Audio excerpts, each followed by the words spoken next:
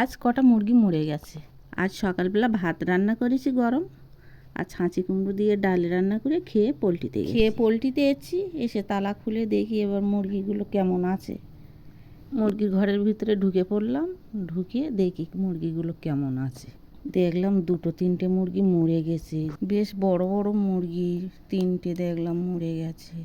গলায় দেখি খাবার গালের ভিতর দিয়ে বেরোচ্ছে। খাবার খেয়ে স্টক করে বড় বড় মুরগিগুলো মরে গেছে। এত বড় বড় মুরগিগুলো খাবার খেয়ে মরে গেল। দেখো মুরগির গাল থেকে খাবার বেরোচ্ছে। এবার ও ঘরে গিয়ে জল তুলবো, জল নেই ট্যাঙ্কে, সাবমার্শালটা চালিয়ে জল তুলে ওষুধ দেব।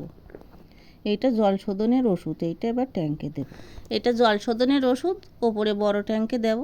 মই করে এখন ওপরে উঠছি, উঠে ওষুধটা দেব। ওষুধটা দিয়ে দিয়েছি। এই ডামের জলটা দু ঘরেই যায়, তাই জল শোধনের ওষুধটা ডামে দিয়ে দিয়েছি। দু ঘরের জলই শোধন হয়ে গেলাম এই ঘরে ঢুকে গেলাম। এবার দেখি এই ঘরের মুরগিগুলো কেমন আছে।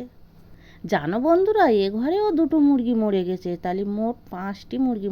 একটা মুরগির ওজন 1500-1600 করে। আজকের এখানে শেষ করছি বন্ধুরা। ভালো লাগলে একটা লাইক করে পাশে থাকবে।